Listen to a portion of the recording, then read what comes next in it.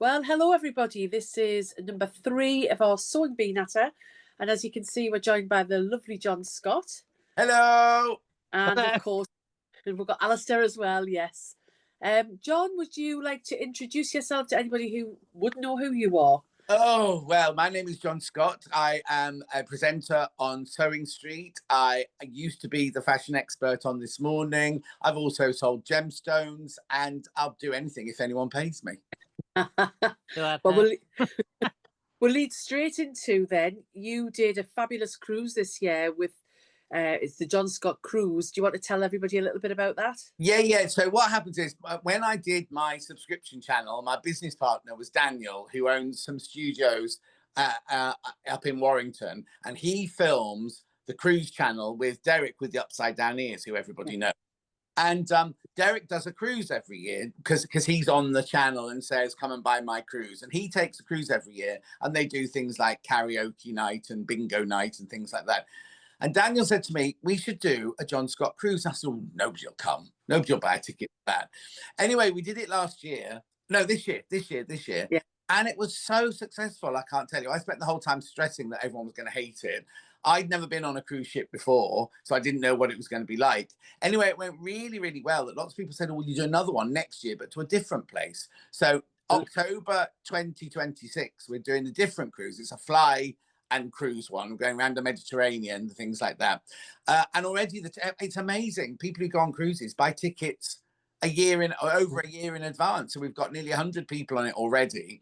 And it's not a sewing cruise. There's no classes or anything like that. It's just a lot of like-minded people. And last year we did have a stitch and bitch afternoon and things like that. And then we just go out on excursions to all the different places.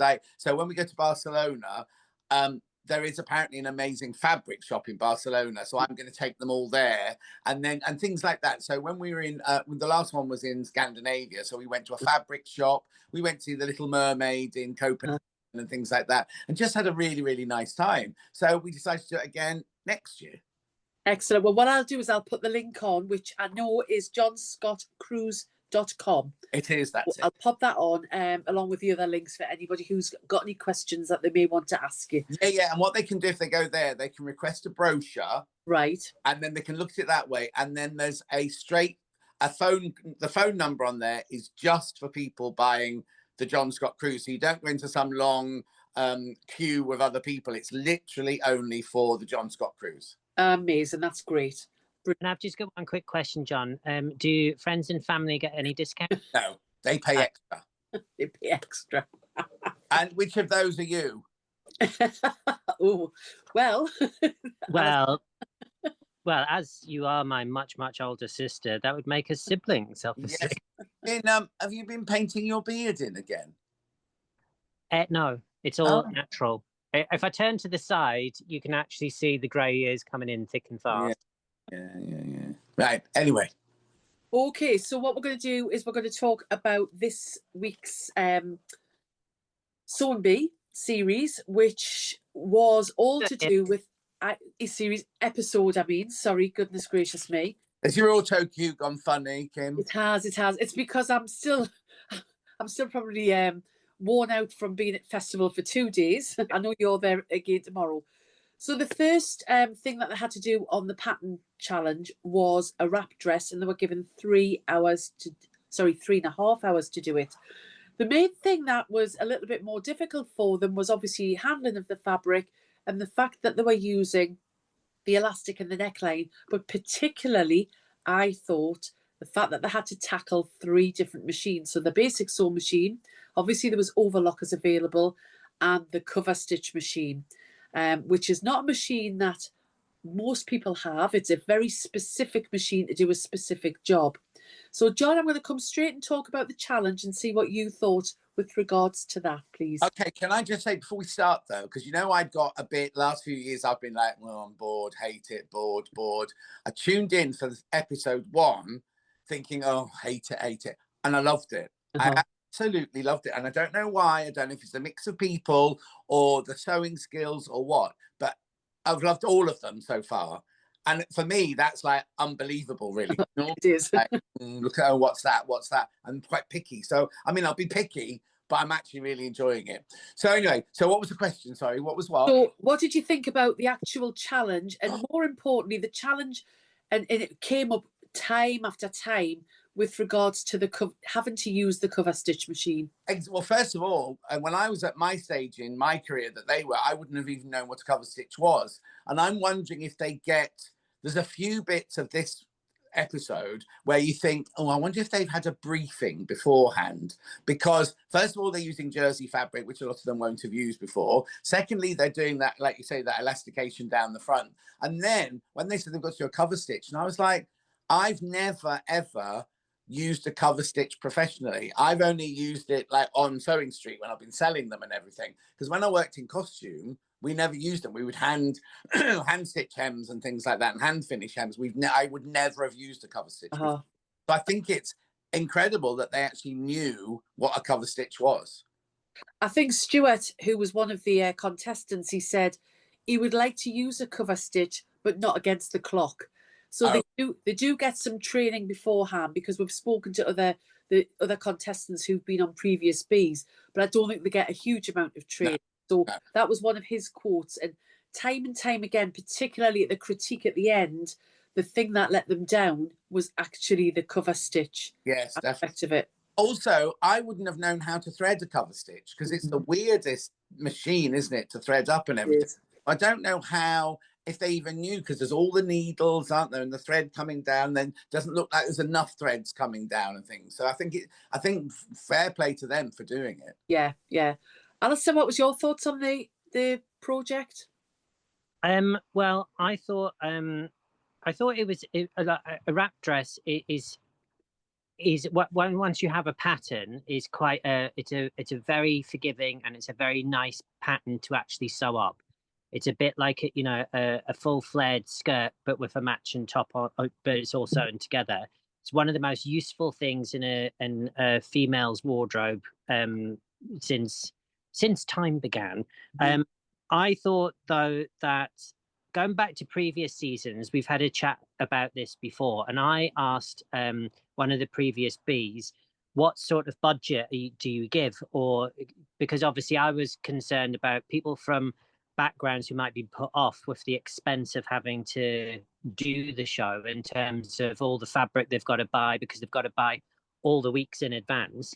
I think from my point of view, using such a specialized piece of equipment, because it is, and also John will back me up on this, in a factory setting, you have somebody who is ace on a binding machine, and that is all they do day in, day out. You might have somebody who can kind of cover, but if you've got someone that nails one particular machine, they're on it, and that's all they do in a factory. There's nothing else. A cover stitch machine, because you are sewing, all the magic is happening underneath. All you see is two threads, and you are actually sewing blind. So it's a very, very particular skill set to actually learn. Also, those machines, I know from when we've been in the studios selling those to, you're on about a 400 or 500 quid machine. Yes. Oh, I know the rest. Yeah. Yeah. So if there's somebody at home who's a contestant for the sewing bee, they've already got you can pick up a decent quality sewing machine for about 50, 60 pounds, which is all you really need. But then if you're now being asked to learn skill sets before you come on, like using a cover stitch, there's very few people who will even have access to one of those. So I don't, from personally speaking, I don't think that was fair. Yeah. Yes, it's another technique to show on television, but I don't think it's necessarily fair that is an expectation of the sewing program, because I don't think it's an even playing field, especially for people who just would not be able to access, because there isn't a community sort of like hub that you can go and would have something like that. They might have an overlocker and a sewing machine, but they're not going to have a cover stitch. No. So what we always say is these translate, and I know this week's giveaway, Alistair, you're very kindly given 10 patterns away, which is your how-to patterns, and it's actually a wrap dress.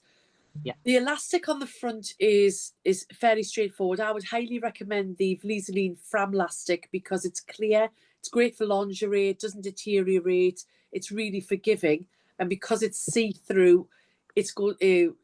if they'd used that on the cover stitch, they might have had a little bit that wouldn't have been as obvious to see. But how would you get round this wrap on the front if at home you're thinking, I really want to make a wrap dress, I want to make it out of jersey, but I don't want to go and spend 500 and the rest on a cover stitch machine? What would be your way around, Alistair? Well, most overlockers do a rolled hem seam, and essentially all you really need to do, I mean, yeah, those are convenient, but any flatbed machine, it's as simple as you turn over a small bit of seam allowance, you can sew it down, then you turn it over again.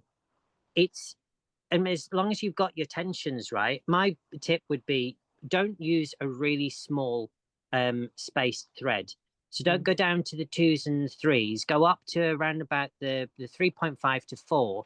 It's going to give you a slightly longer stitch, which means because jersey stretches, it's going to give that little extra bit of tolerance there.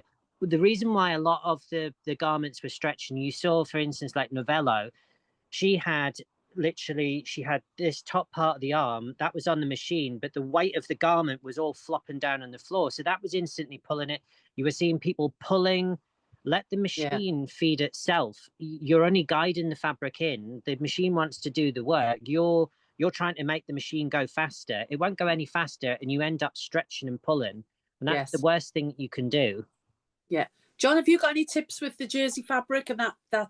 Well, first of all, use the jersey needle, but also all the years I did dance costumes in theatre, we didn't have overlockers and we didn't have a cover stitch machines, and we still had to do the elastic and everything like that. And like Alistair says, what you do is you sew it down, you have a tiny bit of seam allowance, you sew it down there, you flip it over.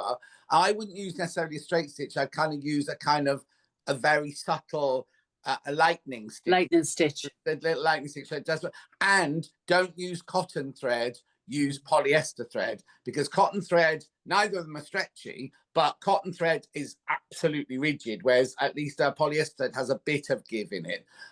Like Alistair said, don't force it through the machine. That's what your feed dogs are for. You know, it's feeding them through. If you've got a walking foot, do it with a walking foot, then it'll just feed it through a little bit better. I actually was, it was amazing how many people, when I was walking around festivals, stopped me and said that they'd watched this Sewing Bee Natter, and two things that were consistent with the criticism of the contestants was pulling fabric through the back, because it's a no-no, because as you've just said, the feed dogs do the work, or let a walking foot do the work. And the other thing was the rotary cutter. Now, yes, we've all... So again, it's a big no-no, in my opinion, and I'm sure it's yours as well, to use a rotary cutter on a stretch fabric, because not only... When I cut multiples of fabric, of cotton fabric, what I will do, and it's the only time that I'll cut towards me, you do a little nick towards you. So I might cut 5 or 6 fat quarters or whatever layers of fabric, little nick towards you, then you pop your blade back in, and then you'll go through. And that'll stop that Mexican wave.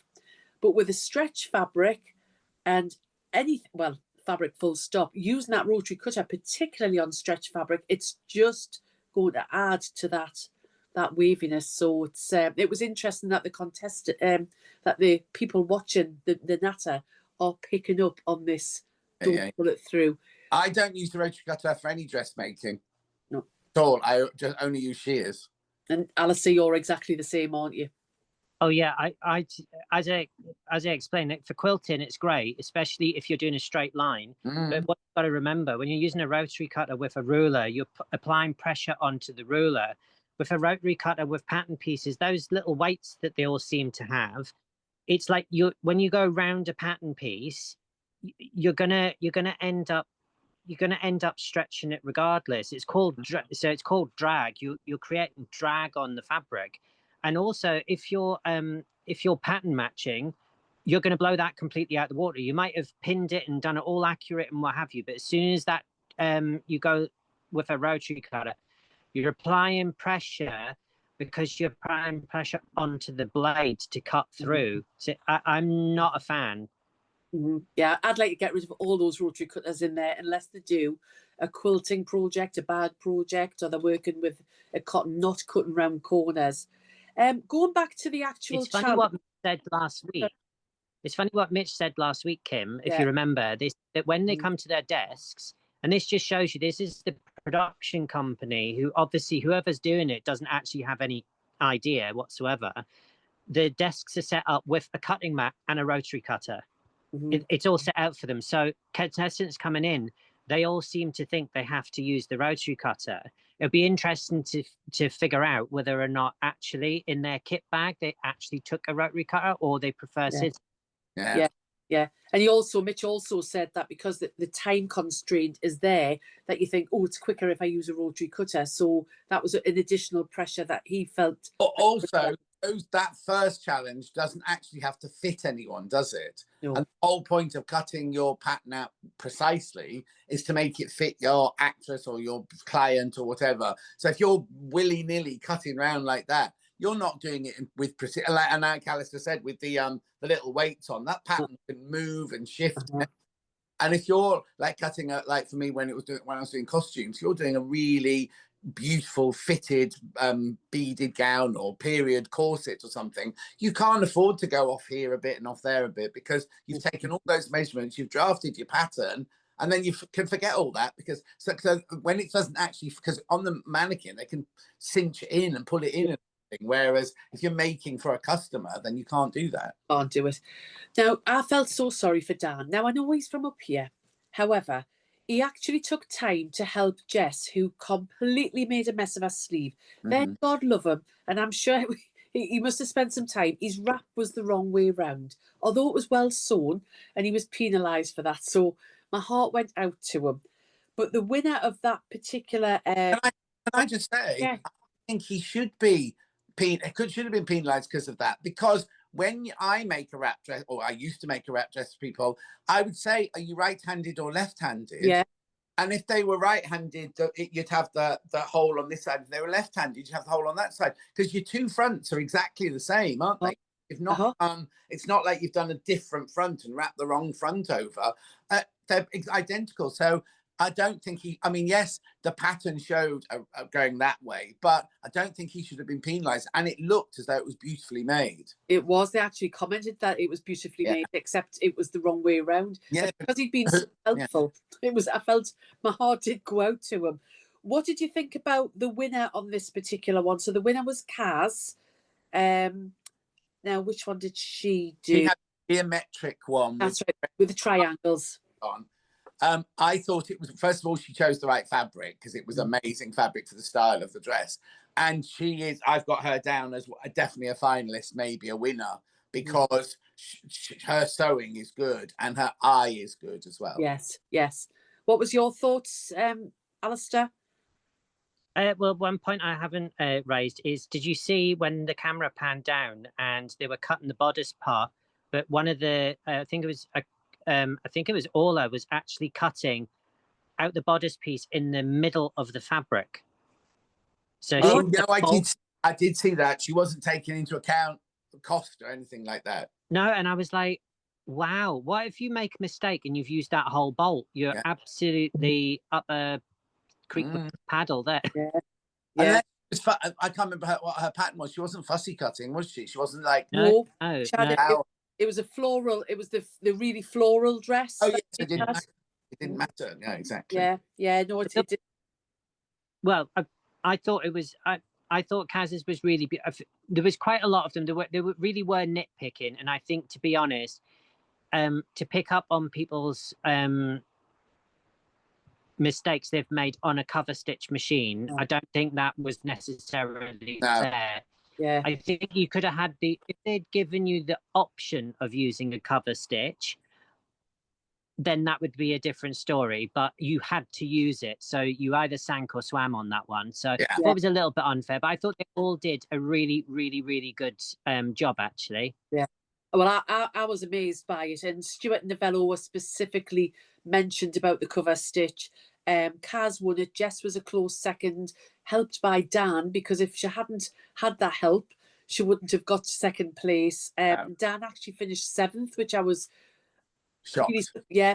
But in fairness to the judges, they did say that overall it was a very good challenge. So I think it was great. Now I'm going very swiftly on. This is Marmite, this one, the transformation challenge. 90 minutes. and it was Home Deck that they were giving, and it was to be Vivienne Westwood inspired. Obviously, Vivienne Westwood with the punk. She was a great environmentalist. She had a rebellious spirit, which I loved Gaynor when she said she was out of her comfort zone. Although she was a grandma, she has been rebellious in her time. I think she's lovely, and she's a very good sewer. But John, I'll come straight to you. What did you think of this particular challenge? Okay, so you know I hate the transformation challenge normally, but that's when they go, here's 6 bin bags, make a waistcoat or make a ball gown or something.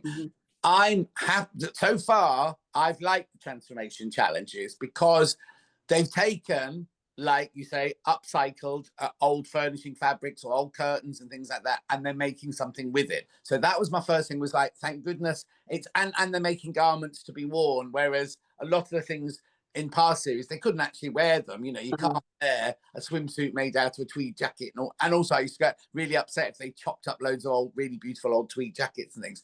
But I still say it's a sewing show, not a design show. So if you want to be a design show, go on Britain's Next Top Design or whatever that thing's called, you know, whatever. I think, because I think they're two, and I say this every year I come on here, I think two different skills. I think you're either a designer or you're a sewer. Do you know what I mean? I mean, I feel like Alice who can do both and everything. I wouldn't consider myself as a designer. I consider myself as a pattern cutter and that sort of thing. Because I know that if they said to me, you've got 90 minutes, make something out of this, my brain would go, it's like somebody says, draw me a picture. I go, and you know, of all the things in the world, and I don't know what to draw. So I think that's a design challenge. So I think that goes against, like, what's the little old lady that I liked? What's she called? Gaynor. Gaynor, I love her, yes. She's not a designer. She's not, you know what I mean? And I get angry that they're expected to design something when it's actually a sewing show. Also, my third point is, were they given briefs on, as in who Vivienne Westwood was and what she did? Because they were all very similar, weren't they?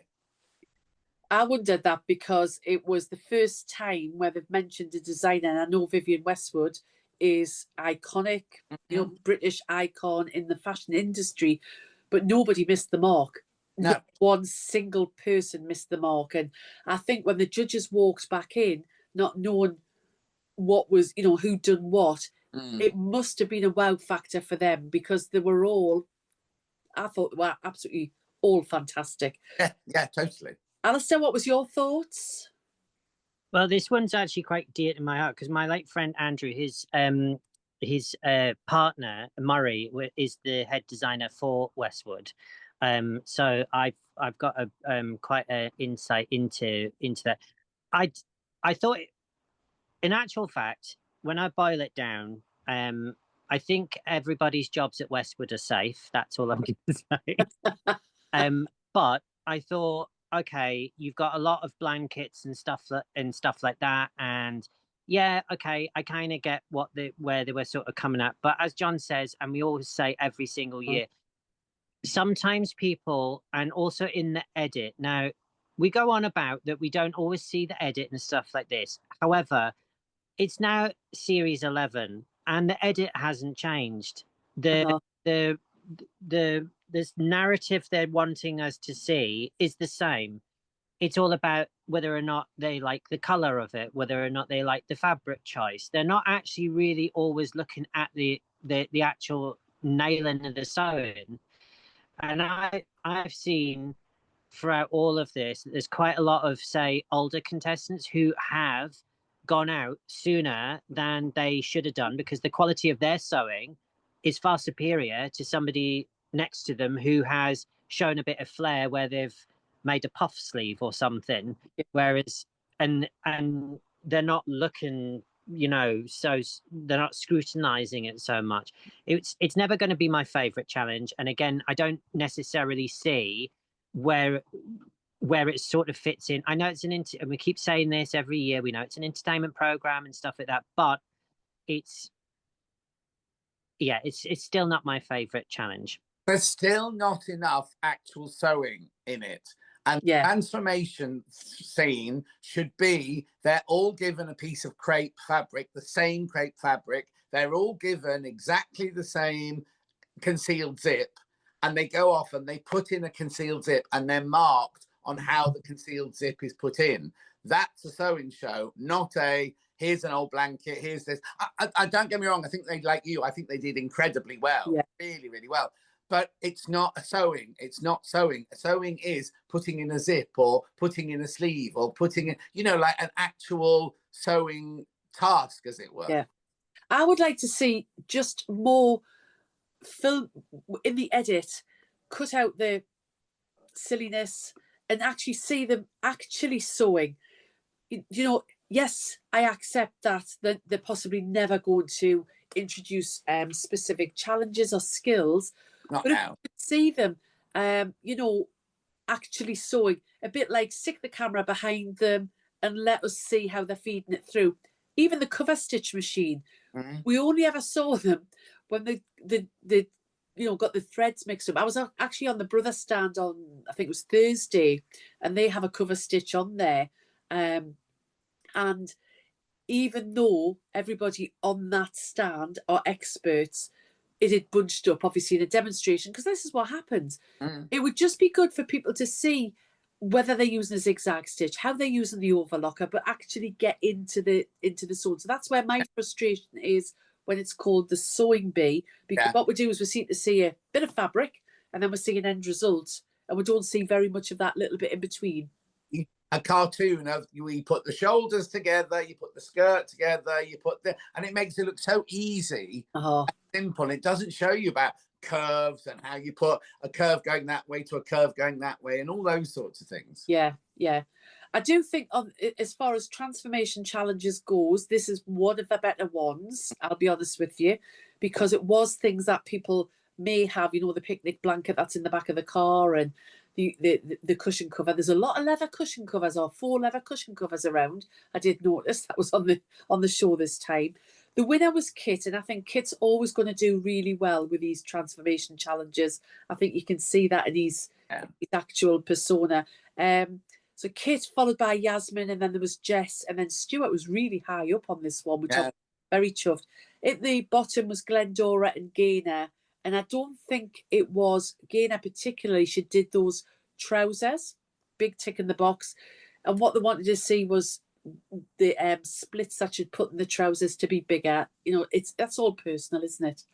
And also, again, Esme didn't like, I don't like the combination of the lace with the tartan. I actually quite like that. But, you know, she can't be judged on the fact that she doesn't like lace with the tartan. It didn't work. It did work. It worked just as well as any of the others. But again, it's because she can sew and she doesn't know about design or anything like that. That's the problem.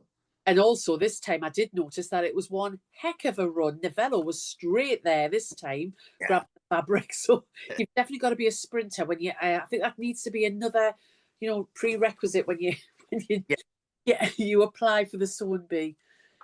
Is there anything else? Also the comment.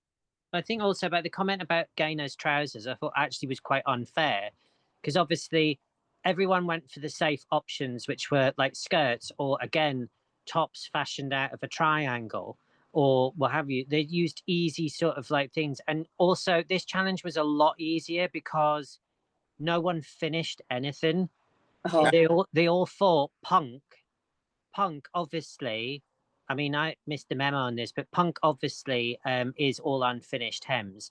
Now a kilt on a selvage edge has the appearance of an unfinished hem, but it is actually finished. It doesn't just allow just to keep fraying, but everything was raw edge and it was this, that, and the other. Nothing was finished. And I was like, actually, it's starting to, I get where you're going, but it just looks, it's starting to look messy. It's almost like they're going, do a prototype. Doesn't matter about whether it can be washed or worn or anything like that. It's like, do a prototype in the factory, like as a designer would do, and do a bit of draping, do a bit of, and just codge it together to get silhouette shape or whatever. But it's not, none of those could be worn. No. Well, the trousers could. The trousers could be worn. The trousers could. And I think that's where Gaynor's experience comes in, because while she thinks of the design, she also, she comes across to me as she's quite practical and she wants it to be worn. But remember, again, they only get 90 minutes. Yeah, no, and hell on earth for me, that. after 90 minutes, I'd have still been, you know, like, what am I going to make? What am I going to... But I thought, the reason I thought they might have got a thing is because they got, yes, you know, the Vivienne Westwood outline sort of thing and the cowl neck and thing, but they got like the rosettes and the little thing, kind of go, somebody has to have told them, or they have to have been told beforehand, look up Vivienne Westwood, because things I'd even forgotten and I wouldn't have put on and things without doing a bit of research. That's right. That's right. I think definitely. I'd like to think that they do give them some heads up, so it becomes more of an even playing field for somebody who might turn around and go, who? Yeah, exactly. Who's that? Well, we'll move swiftly on to, I think, what's always the main challenge, which is the made to measure. Now, this time, interestingly, they were only given 4 hours. Last week, because I went back and checked, it was over 5 hours they were given. So I've no idea why there was, sorry, they were given 4.5 hours. 4.5 hours for last week. And the week before, I'm just checking, I'm sure they were given 5.5 hours on one of them. Anyway, they were only given 4 hours, which I thought was a very short space of time to come up with the brief that they had. And you see, I'm just getting it into me. I've got it into my head about that one. And that was to create an outfit that was inspired by either Donatella or Giovanni Versace. It had to have a silhouette, safety pins, fitted. And the only other thing that came out of it was Donatella's butterfly theme. Now, the one that I thought wasn't going to do as well when I saw the gingham fabric actually did do really well. But no, I agree. Yeah, John, I'll come straight to you. And what did you think of that challenge? Okay, well, first of all, I think it's a brilliant challenge. But and again, they know this one, so they can do their research. They can go and look at Donatella and Versace things and see what they want, and they know the Liz Hurley dress and everything like that. But what I don't understand is they have the same model each week, don't they? Yes. Why are they not, the things not fitting them? Because this is week 3, so they know their model's body shape. So why are the patterns too long? Why have they got big? One of them had great big, like you could have taken 3 inches out of the waist and everything like that. Why is nothing fitting? Because after one, you kind of think, oh, well, they're nervous, they've only just met them. But this is week 3 and things still aren't fitting. And I don't understand. They must know the measurements of their model.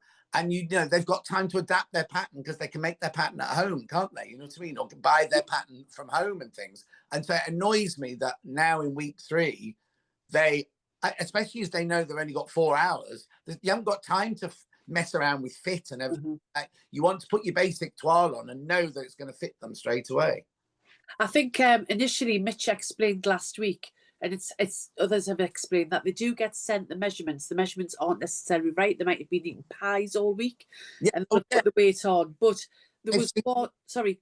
No, but they've seen them for 3 weeks. So week 1, you might go, it was the same for me when we used to make actresses' clothes. We used to have to make the first fitting stage before they arrived. So we had the measurements from the theatre they were at before. And as you say, they might have had pies, they might not have had pies and all that sort of thing. They might have just lied about the measurements. But it's kind of like by week 3, you know where your model's boobs are and you know where your model's waist is. And if you don't, you should do, because you should have taken it from the week before going, oh, last week my waist was a bit long on them. That was all. Yeah, I take that on board, to be fair. The only person that had a model change was Kit, because his model took ill. So I think he did really well, adapting very quickly. I think obviously he was a similar size, this poor lad that was dragged in from the production crew to work. But what did you think about, obviously Kaz stood out enormously by the choice of fabric, although she had the straps for the inspiration, compared to, say, for example, Stuart's, who was very much that black and gold with that fabulous netting that had been engineered to within an inch of its life. He'd been practicing on his wife, apparently. Yeah, it still didn't fit properly. No. The thing about Kaz's, it fitted beautifully, and the construction, she had all sorts of unusual seams going on here at the top of the bodice, and it fitted beautifully. So I was shocked when that one won, because I thought at least Versace won there. I liked Stuart's, but when she walked, I don't know if it was because the 2 fabrics were different weights or whether the lace needed to have some see-through interfacing on it or something. But you know, when you have a heavy fabric and a light fabric, and the heavy as she walks, it might be fine when you're standing still. And then walks, the heavy fabric's going to push on against the lightweight lace and everything, so it crumples up a bit. And I thought when the model was walking in it that it wasn't fitting very well. Yeah. Alistair, what was your thoughts, or what was your standout outfit on that particular challenge? Right, I'm going to say something. Oh no, here we go, pens down. Absolute cat among the pigeons. And also, I am going to, first of all, before we get any hate mail, and there's a Rover or a Volvo runs me over as soon as I set foot out of here. Just bear with me. The brief was the brief. The brief was to emulate the House of Versace. And it was to, when you looked at the garment, you were instantly to say, I know where that's from, that's Versace. Now, in the fashion industry, every designer has their signature. Now, their signature, like a pen signature, their signature is their silhouette. You know, Balenciaga had his, Madeleine Vianney had hers, Chanel had hers. You know, Dior had his with the Dior's new look and all of that type of thing. Versace has a very particular silhouette that does not change. Versace doesn't come out with these voluminous, great big frocks that, are like Victor and Rolf style things. They're very body conscious. They're not for everybody. Not everyone's going to have the body type to suit that type of garment. They are very skin tight. They're very revealing. So in terms of the brief, now, Kaz's was not my favorite, just because if I was to score it on actually hitting the brief, it did none of those things. For me, using that fabric, that is not something I have ever seen or ever will see in a Versace collection ever. Even if gingham was the in thing that summer, that spring, summer, they would do florals, they would do jungle prints, they would do something, they would do, very sort of like Roberto Cavalli and that type of thing. It would be animal prints, that type of thing. Gingham is not a fabric base that Versace would ever use. The garment was constructed beautifully, so I'm not saying that. I'm just saying versus the brief, they set the brief. For me, that looked nothing like anything that, if you were to say on the lineup, that looked like a Vivienne Westwood Anglomania. Anglomania is their diffusion line. That looked like a dress that would quite comfortably sit in a Westwood store because of the way the lines were going on in the front and also the skirt. So from that point of view, I didn't agree with Garment of the Week, just because I saw other stronger contestants who had embraced the Versace silhouette, because that's what they were supposedly looking for, and also what the intention was. So I didn't agree with that. There was quite a few things that so for kit, I wasn't necessarily a fan of kits. I thought the use of black and gold, as I think it was Patrick that said, there should have been more oomph, and there just wasn't, unfortunately, with that one. Dan's, it needed more fabric. If you're going to do a J-Lo, that was J-Lo on a budget. There wasn't enough chiffon in that at all. And also the fabric that he chose to line that chiffon, it was the wrong fabric base for underneath. That's why it was all sort of stretching and sort of not doing what it was supposed to be doing. But that's just an easy sort of like fix. Novella's fabric choice, I thought, was really bang on. She nailed the essence of Gianni Versace. She, you could have made a pinafore dress in that fabric, and it would have looked Versace. So that's sort of my Gaines was beautifully made. And that was the one that had that root. Now that's actually quite a difficult thing to get to sit beautifully and nice, and she did it. It was so exquisitely beautiful. I wasn't so keen on the fabric choice, but that's just my personal opinion. But that'd be her choice of, this is designer. That's the problem. Yeah. And then I thought Stuart, so what have I put here? Right, so Stuart, I commend. I agree with everything that that John has said, especially about the two fabrics competing with one another. If it's not tight enough, it won't do it. he, bless him, he spent all that time engineering. He's obviously taken an existing pattern and created those lines in it. That's not a pattern you will buy off the shelf. Okay, so he has had to adapt that. So all my hat is off to you for giving that one a go. Oh. The silhouette as well at the bottom, it was too flared out. That's not a Versace silhouette. The Versace silhouette is Jessica Rabbit. It shows, you know, it shows the bust comes in at the waist and comes out at the hip. It celebrates the female form. So, but that's just a little quick fix they could nipped in there. Paula, the butterfly, for me, it was a bit too literal. It was the butterfly was just brocade on the fabric. I thought she could have done something a little bit more inventive with it. It was literally a top and a skirt, which surprised me actually from her. Kaz, as you know, I've already said, and then Glendoria. What a shame. Mm-hmm. It was very simplistic. I know where she was going. However, when you're doing darts and you choose a satin fabric, that is a very brave choice, especially when you're sewing under pressure. Those darts, she obviously back-tacked when she came down, and that's it in. You never, ever, you press the dart out and then you leave long threads and then you tie it after you've created the dart and pressed it. That will stop those little like dimples that you get at the bottom point of the dart. Yeah.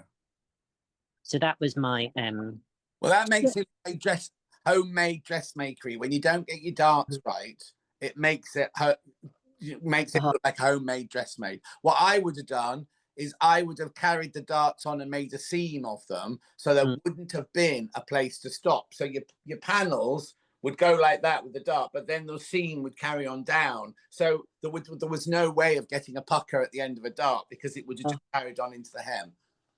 What did you think about Kit? Now, what he did was he actually included the buttonhole in the seam, which was something completely different. What was your thoughts on that, John?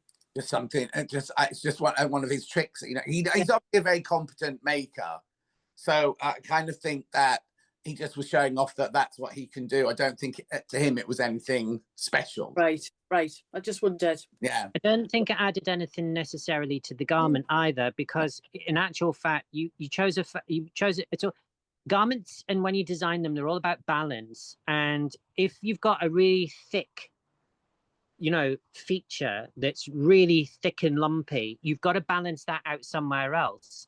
If the fabric is thick and fluffy, then it will suit the fabric. But when you've got and you're adding that, because it looked as if it was some sort of like padded like fabric he had used, so that's all fine, but the balance wasn't there. The gold in the lining, for instance, if that had been like if it had been some sort of like reveal, yes, that when the model walked down the catwalk, that it fell open and revealed all the gold, then everyone would have been a standing ovation type of thing. No point to the gold. Yeah. Just like, oh, there's a gold lining, there's a gold petticoat inside. There was no reason for it to be there. Right. Yeah. I like that outfit at all. That would have been one of my bottom outfits, that one. Mm-hmm. Again, it goes back to the brief was, and I go back to the brief was, and because I'm a fashion designer, when you're asked to emulate or pay homage to a house, that's what you're supposed to do. Yeah. You can have your own take on it, but it's still got to look like a Versace. Yeah. So imagine if you had a client come to you and say, I want an House of Alistair dress, but I want it the feel of Versace. If you'd shown her that gingham dress, she'd have gone, well, not for... Oh, sorry, swear. Bleep that bit out. I'm not wearing that because it's not what you've asked for, is it? And it's not at all. No. And going back to the brief, because I usually write down the words, it was the pattern challenge was an outfit, Versace inspired, silhouette, safety pins, fitted. They were the 3 words used by the judges. None of those were in hers. Don't get me wrong. I loved what. Oh, it was fab. But it's the wrong outfit, and it shouldn't have won. I think what should have won Garment of the Week was her wrap dress. Yeah, because in the past you don't. Yeah. This is something that has happened before.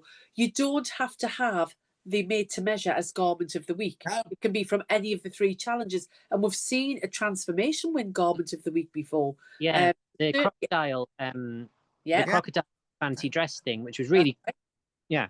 Yeah. So I nearly fell off my chair this morning because I have to confess I watched it this morning. I nearly fell off the chair when they revealed that one, because underneath, you know, when before they actually removed the sheet, I thought it was going to be, personally, I thought it was going to be one of the wrap dresses.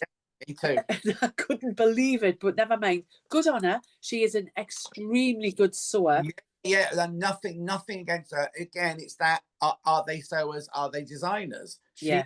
And I know she doesn't like Versace, but if your client, Alistair might not like Versace, but if a client came in and said, "I'll pay you this money to make a Versace dress," you make a Versace. Right. Don't go, "I actually don't like Versace, so I'm going to do my own thing on it." That's all. Yeah. Well, certainly on like the interior design program, people have gone out just because they haven't gone. The rooms have been amazing, but they haven't hit the brief. Yeah.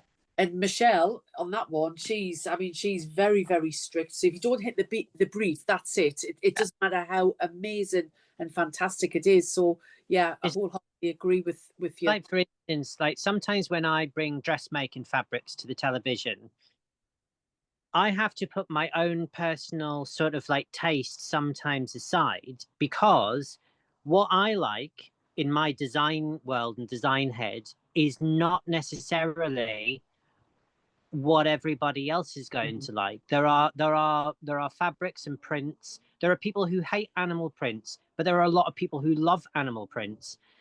So it's that sort of like yin and yang sort of thing. So you've got to cater for a lot of different people. It does come down to personal taste, but this is scored on the brief they set.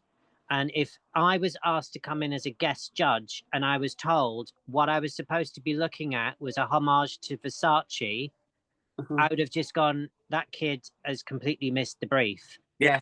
On that, in that sense, although it's so beautifully made, which I am not disputing, it was beautifully made. It just wasn't. And also, it's a very hard concept to actually pass through when you're actually when you compare Versace to the original Wizard of Oz and Dorothy. Yeah. The very, very, very, that is not something I would naturally put together. Maybe as if you did Versace and Wicked, I could understand, because they have that sort of romance and that sort of sexual sort of like tension, and everything's a bit dark, and you know, you've got the metalwork, and so I understand that would work. But yeah, it's a really, really difficult one, because we're critiquing the show because that's what they're telling us we're to critique against, and you can't sort of be held against what your opinion is on that, because in actual fact, because then what you could do is you could say, right, on week 1 she made a perfect dress, let's bring that back and put that forward for this one, because that was perfectly made then, but the one she's done today isn't perfectly made. It's like, oh well, then what's the point in setting a brief? Yeah. So the lady that went home this week was Glendora, and I felt so sorry for her, because obviously she had that Duchess satin that she was using, and she said, I mean, it is a very good sewer. I think time was often against her throughout the 3 episodes that we've seen. And when she was asked what she was going to be doing next, she says, "I'm going to be going back to drive me buses." She was a bus driver, so it was a hard one, in my opinion, for who was to go. Was there anybody? We're never happy when we see them go. That's the wrong word. But did you think it was the right decision, John? I think she was. I think he wasn't, because I think he had a lot more to show. Yeah.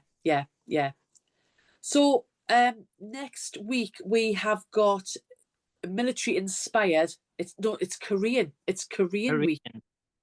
You've got to get your kimchi out, Kim. God, I don't like it. I don't like kimchi. Can I just say that last week we had a giveaway, and it was for the House of Alistair press and mat, and I've already messaged this person, and they come up with Scots Quine or Scots Quinn. They were brand new to our Son B Natter, and they were catching up with the previous episodes. I've asked them to drop an email with regards to the names. But we've also, from week 1, I've got a couple of people who haven't answered me. Some have and some haven't. I've got one in particular. I'm just trying to find it here. Honestly, I should have had it like a little thing in between. Bear with me. Well, we did say, John, last season, right? We had all these giveaways. I mean, most people actually claimed their prizes, but people had commented, and then they didn't claim their prize. Mhm. I know, it's like really odd. I think Yeah. everyone thought. So if you do get an email from Or it's Kim a message Solomon, on it's a message on your what I'm doing is I'm messaging them on the reply from YouTube. So Rosina Till, I've also messaged you on Messenger because I found you. But Glenda Harvey, please get in touch because you've got a prize sitting waiting. Where does Glenda Harvey live? I know a Glenda Harvey. I don't know. It's just Glenda Harvey on YouTube, but she did a lovely comment. Yes, but we just need you to. She may be on holiday. You never know. But Glenda Harvey, Rosina, I've already sent you another thing on Messenger, and then of course whoever is Scott's Quine or Scott's Quinn, please just send us your details for that giveaway this week. Now the giveaway this week, the patterns, there's actually going to be 10 of them. Alistair, do you want to explain very quickly what it is again? It's very appropriate. Right. So this you don't get the physical pattern. Okay, so it's not you're not going to choose size 12, 14, 16, or 18. That's not how this works. So this, I'm showing, because I'm a pattern cutter, so I'm showing you how to use a t-shirt to draft your own pattern. And it means that it's going to fit you because it's a loose fitting t-shirt that you use for the bodice block. And then I tell you where to put lines and where to measure and where to flare out and stuff. This one actually will give you so many techniques, especially when you're flaring out to make the skirt, that you could just chop it in half. You could make a skirt out of it. You could just make the top out of it, all sorts. So this is a how-to to make your pattern from a t-shirt. And if you've never tried pattern cutting before, just please, honestly, go out and get some postal paper, the brown craft paper. You don't need anything fancy. Or if you've got an overload of Christmas wrapping paper from last year, use that. It's got a white side. And give it a go, because honestly, once you get the bug, it will all start making sense. And it actually makes more sense when you do pattern cutting. Putting a garment together makes far more sense in your head than if you just get given a pattern and you have to cut it out and then you have to put it together. Brilliant. Thank you so much, Alistair. And of course, anybody watching, if you use the code, and I'll put it down again, which is BEE 2025, you'll get 15% discount across Alistair's House of Alistair website as well, including, because he hasn't altered it yet, anything that's in the sale. Oh yes. Oh, and Kim, do you think we can get hold of the Visaline elastic that you were on about? Yes, the Fram elastic. Yes, we'll add the Fram elastic to the website as well. It's fabulous stuff. I love it. So yes, we'll get that added onto the website as well. So John, can I say a massive thank you for taking time out of this extremely busy weekend that you've had? Week. I've been basically all week. Festival of Quilts on Thursday and Festival of Quilts again tomorrow. Wow. Have you got days off after that? Monday and Tuesday, yeah. Oh, brilliant. Oh, very nice. You'll be lying in the dark room there somewhere. Well, I was looking at the weather, thinking I could lie in the garden, but it's going to rain for 2 days. Not Monday. Yeah, Monday's really bad. No, Monday's bad. You need to read a book or something. I'm going to do my housework. Exactly. Well, thank you again for joining us, John. My pleasure. Really appreciate it. We'll see you very, very soon. You will. Take care, everybody. Bye-bye. Bye-bye. Thanks.